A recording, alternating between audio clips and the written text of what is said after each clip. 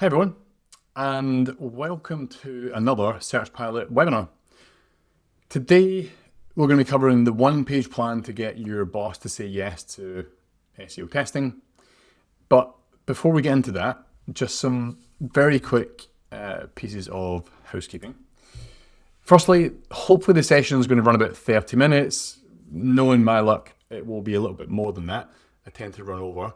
It is being recorded, so don't worry about taking notes, and we'll follow up with that usually in the next day or two. Please feel free to leave comments in the chat as we go, and myself or the team will try and answer them throughout the session, and we'll have some time at the end for QA. And all images in this presentation have been generated by AI, except for the good ones. So keep an eye out for some little bugs, 10 points if you can spot any ones that have some mistakes in them.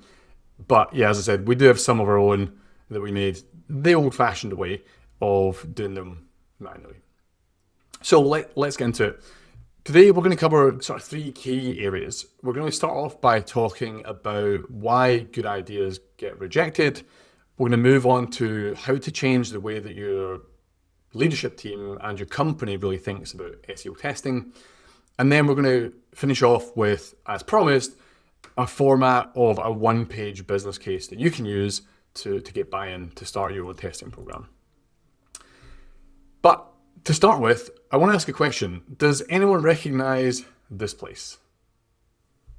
I call it the backlog graveyard. And everyone has one.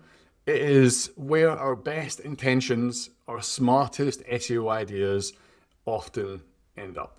And it's one of the most frustrating parts of being an SEO.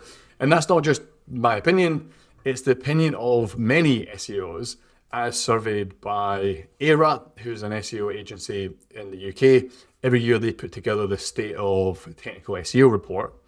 And when they surveyed in-house SEOs, they said that the single hardest part of their job was getting their recommendations implemented, followed closely by showing the value of their work, and in the third place, it was getting buy-in from other stakeholders in the business.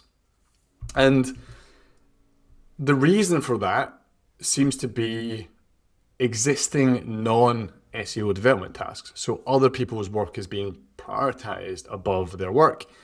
And again, in second place, it's this lack of buy-in from stakeholders.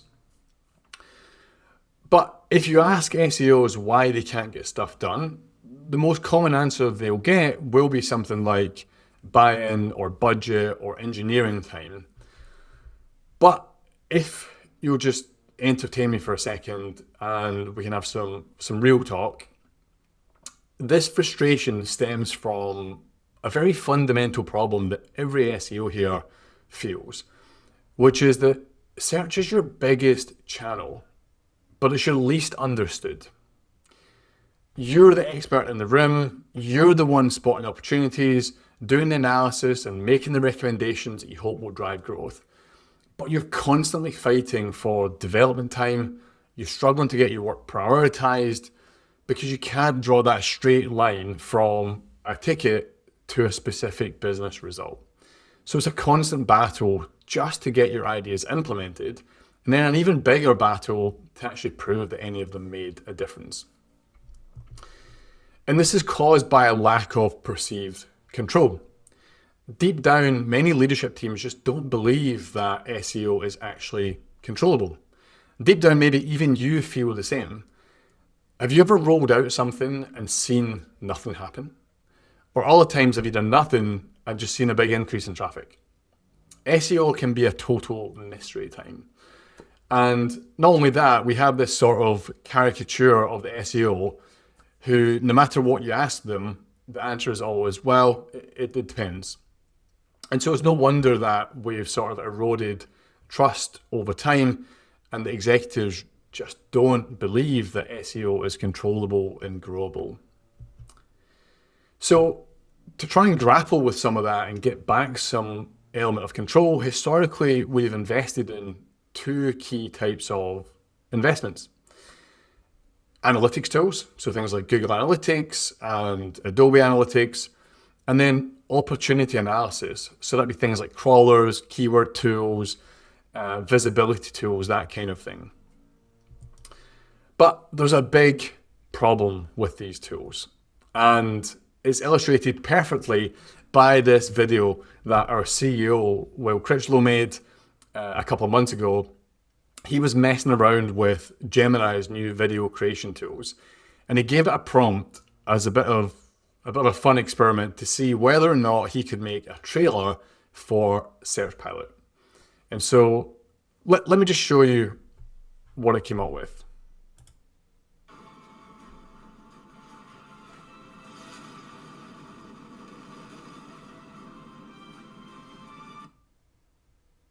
Almost good, right? The sharp-eyed among you will have realized that the pilot was going backwards. And this is actually a great metaphor for the problem with a lot of these tools, which is, oh, we're going to play that again. They are all output metrics, right? They are backwards looking tools. They tell you how things have gone, not how they're going to go. And the metaphor that I normally use for this is it's like driving a car by looking in the rearview mirror. But it was just too good an opportunity to pass up to use that video from Will. But you get the idea, right? You're constantly looking in the rearview mirror of things that have happened, and anything that you can do to control those metrics, that time is already passed. And so it gives you a false sense of control. And this is what I see time and time again with SEO teams. They sort of stand back and look at their website, and sort of applaud how good it's going. But in reality, it's like a bit of an unstable Jenga tower. Because really you're standing back looking at how tall you've built it, but secretly you're scared to touch it. You're worried that if you pull the wrong one out, the whole thing is going to come crumbling down. And I know this because I've heard so many SEOs say something like this. We don't want to touch that part of the website in case we hurt traffic. And this lack of control and fear is what makes us approach SEO meekly and makes us run SEO in sort of a react mode. How many times have you heard this? SEO is free. It's this lack of control and a focus on output metrics that makes executives say things like SEO is a free channel. What they actually mean about that is they don't feel like the inputs are connected to the outputs. They're sort of secretly thinking, well, we can't do anything to grow it because we can't really understand it, but at least we have it while all of marketing gets harder. But the secret here is executives don't invest in things that they don't understand. And that's a big problem if you're an SEO. So we can't take this for granted anymore. This very approach that we've gone after with protect mode and avoid risks and not testing and just sort of hoping things stay the same has completely left us unprepared for disruption. And the truth is, we can't take SEO for granted anymore. Your share of SEO has never been less certain than it is right now with all the changes in AI. I don't think I've ever seen a more appropriate meme than this one for how it feels to be an SEO in 2025. Because this is what's happening with AI. We're seeing this huge collapse in clicks from traditional search results, and it's starting to move across lots and lots of different industries. And I'm sure that'll continue. But at the same time, we have this explosion of searches at the same time. The reason for this, and you can see in the chart, Google growth has grown by over 20% between 2023 and 2024. And the reason for this is that consumers are constantly, essentially walking around with supercomputers in their pocket where they can do any search they want at any time.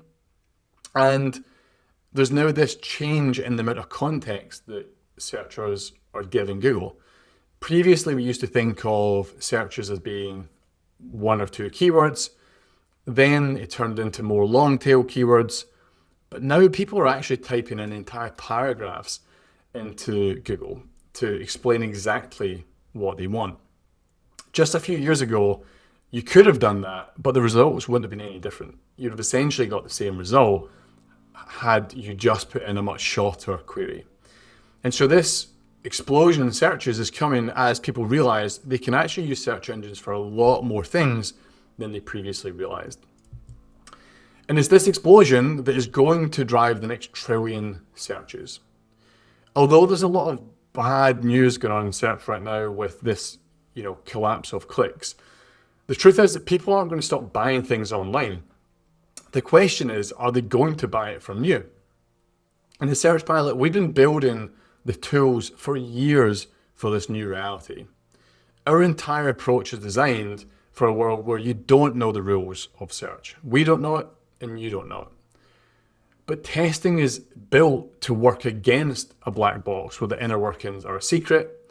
It's designed to be robust against all the weird behind the scenes stuff that AIs are doing before they recommend you or your competitors. And it's designed to integrate a whole range of data from clicks to impressions to overall visibility. We've been building for this moment for years. The next 10 trillion searches are actually here. They're long, they're specific, and they're messy. So it's time to start experimenting. Testing is how you take SEO out of react mode and put it into control mode. Because believe it or not, search is actually controllable and it is actually growable if you create an experimentation program. It's not the channel itself that gives you control. It's your approach to it that can be measurable, repeatable, and make things feel more certain. Most people leave it to chance and hope, but the best teams in the world experiment to find out. So before we get into actually implementing a testing program, I want to mention one quick thing. If this all sounds interesting and you want to learn more about SEO testing, this presentation sort of assumes that you understand it and you know what you want to do. But if you want to really get under the hood of how testing works and how to run a testing program, we've got something for you. Today, we are pre-launching a new free SEO testing course where we're going to dig into all of the things I mentioned today and more. It's going to be structured in 3 core modules. We're going to start off with the fundamentals of testing, where we talk about correlation and causation and all the differences in the types of experiments that you can do. We're then going to move into module 2, where we'll talk about things like bucketing and the maths and picking your pages and really understanding the building blocks of a testing program. And then in module 3, we're going to talk about how to build a business case for your testing program. Some of that module 3 we're going to cover today, but there's going to be more in the course as well. So if you're interested in that, you can go to the link in the slides now, or there should be a link popping up in the chat right now that you can click on and go and sign up. It's completely free. The truth is, I've not built these videos yet. So by you signing up, you're going to give me the motivation to go and start producing this content. I've got all of the outlines, I've got all the content, I just need to record the videos. So my plan right now is to launch this in September or early October. So go and sign up now and you'll be first to know when it goes live. Okay, so let's get back to actually setting up your testing program. There's 3 steps to getting an organization to really buy into testing. And step 1 is to start with a mindset shift. You really need to cover all of the stuff that we just spoke about in terms of, in terms of understanding why testing is necessary and shift into this mindset of you need to stop trying to predict the future and experiment to discover it.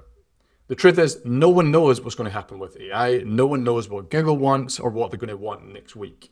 And so we can't rely on that because it's a moving landscape. The only way to get ahead is to experiment and discover what Google wants, as well as other search engines, of course. We're not going to promise uplifts and guaranteed wins what we're doing through testing is we're promising clear data-driven answers. We're fed up with saying it depends. By testing, we can actually get answers to the questions that executives are the executives are asking, and build that trust so that they start to understand that this is a controllable channel and that actually we can build and grow it. To explain this, we need to try and understand all the value you get from the different types of tests. So to do that, we have this 2x2 SearchPilot that we use, and I'm going to walk through it in a second. But to just sort of orientate yourself around this, this 2x2, above the x-axis, what we're looking at is changes that were positive. Below it, we're looking at things which are negative. And then to the left of the y-axis, we're looking at things that you would only have done if you had a testing program in place. So these are things which are either too expensive or too dangerous to try. And then on the right-hand side of the y-axis, we're looking at things that you would have done anyway, whether or not you were testing. And so I want to start in the top left quadrant here, which we call panning for gold. These are some of the most valuable experiments that you would do in a testing program. These are things which turned out to be positive, so we can prove there's a real tangible benefit to making this change to your website. But crucially, these are things that if you weren't able to test them, you wouldn't have done it. So you would never know that this change was positive because you would have been too scared, or it was too high risk, or it was too expensive to do. If we think back to that Jenga tower for a second, it's exactly that quote. It's the types of things that people say, oh, we don't want to touch that part of the website because if something goes wrong, it'll cost us too much money. These are the types of changes which you can now do safely with a testing program. And if they turn out to be positive, they are adding massive amounts of value and revenue to your business. So we call these tests panning for gold. And these are some of the most, I guess, obvious benefits to testing when you look at this quadrant. The next type of test I want to look at is what we call safety nets. So this is still on the left-hand side, but so these are things that you wouldn't have done if you weren't testing. But the reason that we call them safety net tests is, if you read the blog post, the analogy that we use for this is if you think of something like the Cirque du Soleil, where trapeze artists are doing very, very advanced and high risk maneuvers and skills, but they're doing it knowing that there's a safety net below them. So that if something goes wrong, the net is going to catch them. And what that allows you to do is push your testing program and push your SEO team to the absolute limit. You can try the most advanced things, you can try high risk things, but do it in a data-driven way, safely, knowing that if something goes wrong or your hypothesis is wrong, you're going to catch that issue before you do too much damage. And so, again, this is, I would say, an undervalued part of a testing program, because this is a test that turned out to be negative. And so you might automatically think, well, what's the value in a test if we didn't get any more traffic? It's the value here is in the testing program. It's what it does as a greater part of a program. We are allowing you to push things to the absolute limit. And ultimately what you end up with is some of those changes will be in the top left, right? Some of them will turn out to be positive, but the nature of these being high risk is that a high percentage might actually be negative as well. But there is value in those experiments. The next quadrant is bottom right. We call this a seatbelt test because the analogy here is when you're in a car and you have a car crash, some damage is done, right? We have run a test that turned out to be negative, but the advantage of a seatbelt is that it stops a lot of damage being done. And so these are tests which you were confidently wrong about. So because this is on the right-hand side of the quadrant, these are things that if you were running a testing program, you'd have just launched this change without any testing because you thought it was a good idea. You were confident that this was a good idea, but yet it turned out to be negative. So again, this is real tangible value because you have saved the company money. If you had rolled this out without testing, you would have lost money. And so by stopping that experiment and rolling back the change, you've actually made the company money. And then the last quadrant is the top right. I won't go into that in too much detail because arguably it's the least valuable part. These are things which you thought would be positive, which turned out to be positive. And the things that you would do whether or not you had a testing program in place. We call these insurance changes because it is similar to if you had car insurance and you drove around for a year and didn't have any accidents. Does that mean the insurance wasn't valuable? It's hard to say. You still had peace of mind knowing that if something did go wrong, you'd be covered, but it's certainly a lot harder to make a business case around. So that's the mindset shift that we need in terms of understanding the value of all of the different types of tests that you do, not just wheres. The next shift you need is to start caring more about input metrics. So this is going back to the fighter jet example that we mentioned, not looking in the rearview mirror. We want to start caring about things that are measuring activities in what we're doing today, not looking at lag metrics that are looking at the past. So this is from a great blog post by Tom Critchlow on the SEO MBA, where he gives some examples of input metrics that you can use in SEO and the context around why that is useful. And so when SearchPilot is running a testing program, we build this in from the start. So here's an example of some lead metrics, so input metrics on the left, and then a lag metric on the right. So typically SEO teams might just look at the chart on the right here where it says, go from 60% year-over-year growth to break even by the end of 2023. This is an example, it's actually negative 60. This was an example from a previous webinar that I did where the example website was very, very down in their traffic. So this is a recovery story. And so for them, the input metrics were refreshing buying guides and launching tests. And so those are the types of things that you can use to measure the value of a program. You can be every single week be reporting on the input metrics, and then you also still report on your sort of typical dashboard lag metrics to see whether or not your activities are resulting in the impact that you ultimately want. The second step is to gather the data that you need to build an ROI model. Now, remember, a quick note on models. I love this quote from George Box, who said, "All models are wrong, but some are useful." That's what we need to keep front of mind here. Of course, a model by the very nature of it is going to be wrong. It's a forecast and a model. It's not perfect, but you can use it with reasonable assumptions to build a compelling business case. So to do that, you're going to have to get a mix of data that you can get internally from your business, and then some data that I'm going to give you now that you can use to build an ROI. So the first thing we have to do is build a calculation to estimate the value of a winning test. And to do that, you need two numbers. You need to know what the average uplift is of a typical test. Now, at SearchPilot, we have run thousands and thousands of tests over the years. I can tell you with confidence that the average uplift of a test, when you're running hundreds of tests a year for any given site, is somewhere between 10 and 15%.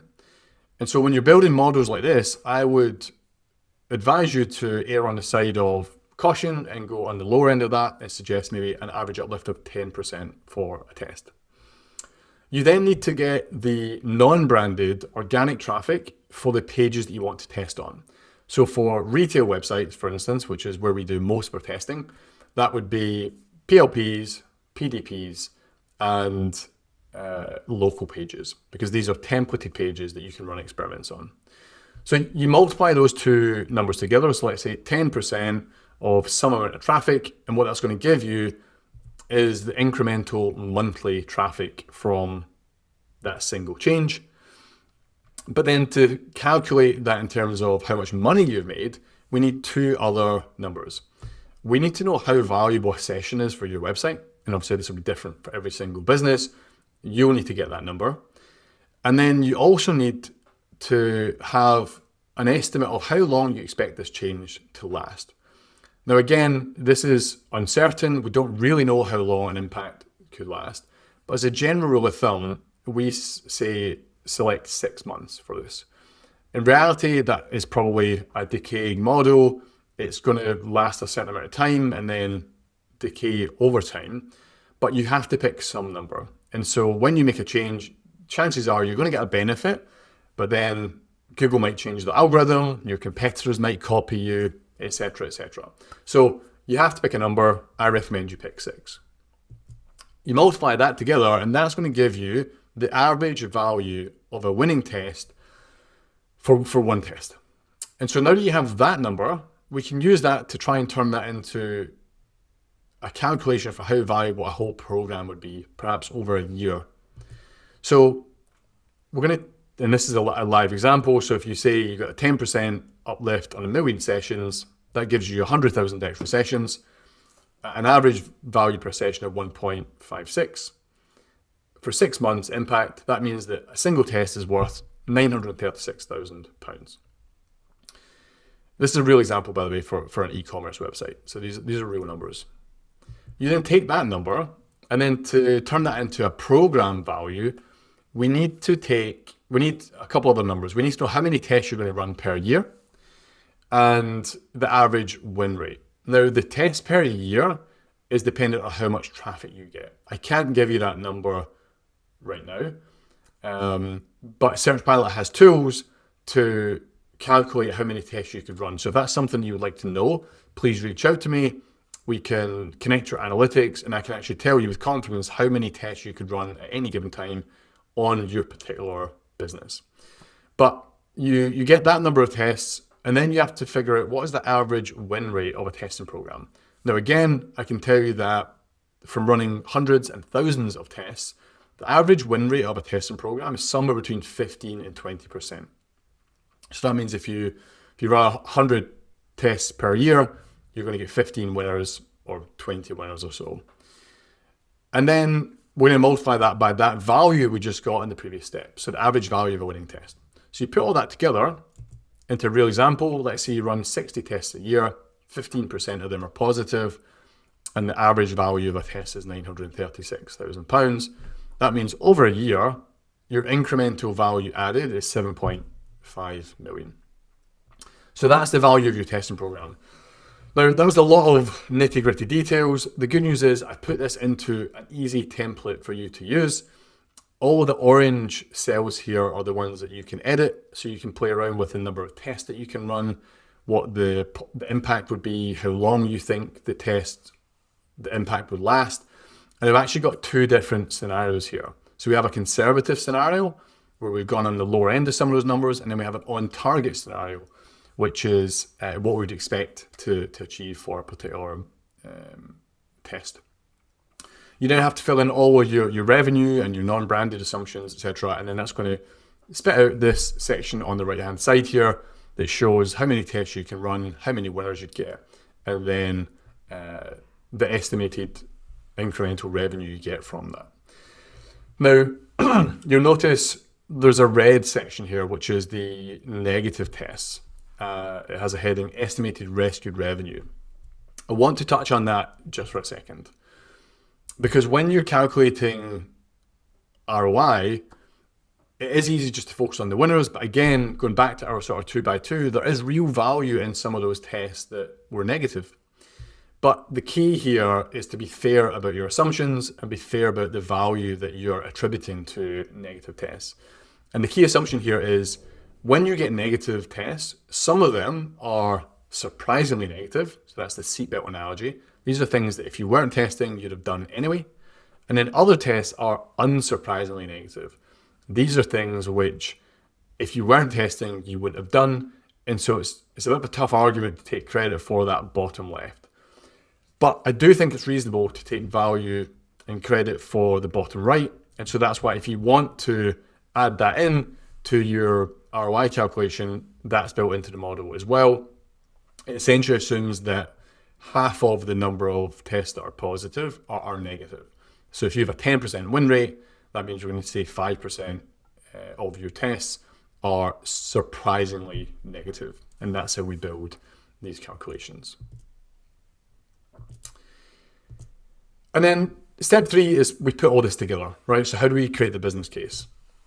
We use a framework called SCQA to make a very structured business proposal that talks through the benefits of a testing program. And so the idea is you use the ROI model to get some real numbers of the revenue impact that you think you can use, that you can make, and then we turn that into a written business proposal. There's sort of a mini one here that I've shown as an example. I won't go through it all. I'm about to explain what the colors mean in a second anyway. But the idea is we use this framework, SCQA, which stands for situation, complication, question, and answer. And this is a framework that a lot of consultancy firms use because it's a very logical and persuasive journey, starting from a point of agreement and leading the audience all the way through to a desired conclusion. So the idea is that you start off with explaining the situation. So this is a narrative that is designed to establish sort of familiar context and get people up to speed on the business and how things are going. We then introduce a complication. This is sort of uh-oh moment of the story. The complication introduces a challenge or a problem or a disruption to the stable situation that we just described. And it creates a bit of a tension and a reason for your audience, in this case, it would be your leadership team, to actually care about this proposal. The question sort of logically follows from the situation and complication. It frames that sort of core dilemma that needs to be solved and naturally leads the audience towards an answer. And it will often be phrased as sort of, how can we, right? That's the sort of question that's going to come up. And then the answer. So this is the solution. It's a clear, compelling resolution to the question that we just posted. And this section should directly address the challenges raised in the complication. So when you put all that together, you can make something like this business case example that talks through the situation in green, the complication in orange, the question is sort of implied there, and then the answer in red. And so I've actually, this would also be very, very personalized to your business. But to give you a starting point, I've actually made a template, which we're going to put in the chat right now, that you can download, that talks you through a basic framework of how to do this. So you essentially just fill it in. It's like an ad lib situation. It describes your team, what their goals are, what is important to them, what the complication is, the question that you're trying to answer, and then lastly, the answer. And then the answer in this case is we're trying to propose an SEO testing program for the company. So hopefully that'll be useful to you. So in summary, what we're trying to do here, and the reason why your boss needs to say yes to SEO testing, is it's necessary. It's absolutely critical in this new world of AI search, where it's more of a black box than ever. We don't know what Google wants. You don't know. The only way to really figure out is to experiment and discover the future rather than guessing and gambling. So when you do that, you shift out of this react mode and into control mode. And the benefits are that marketing teams are going to be equipped to spend investment in their work with confidence and greater ROI. Your engineering teams are going to buy in because every single request that comes through to them is going to come through with a business case and an expected uplift. So the total number of tickets that's going to go to your engineering team is actually going to dramatically drop. And in fact, what we see is only around 20% of the changes you make are positive. So that means potentially 80% of the tickets you'd be creating otherwise are actually not going to go to your engineering team. Your leadership team is going to need clarity on how to invest because they now see accountability, they see input metrics, and they understand the channel more, and they believe they can grow it. Product teams can actually see how they can start measuring the search impact of their changes rather than just look at it from a user perspective. And you get to understand that past performance not just through your total outcomes, but by seeing the value of the specific activities that you're doing. And so the idea here is that your organization can shift from protecting and gambling to systematically growing SEO as a channel. The bottom line here is that you don't need more SEO tactics. You don't need more crawling tools. You don't need more insights and tickets and problems. We've all got enough stuff to do. What you need is to understand which of those things will actually make a difference and help grow your channel. So that's it. We're done. Don't forget to sign up to the testing course if you're interested. We'll hopefully be launching that very, very soon. The more people that sign up, the faster I'll get it done. So yeah, thank you once again for attending. And I'm now going to jump into the chat and answer any remaining questions that you've got. Thanks.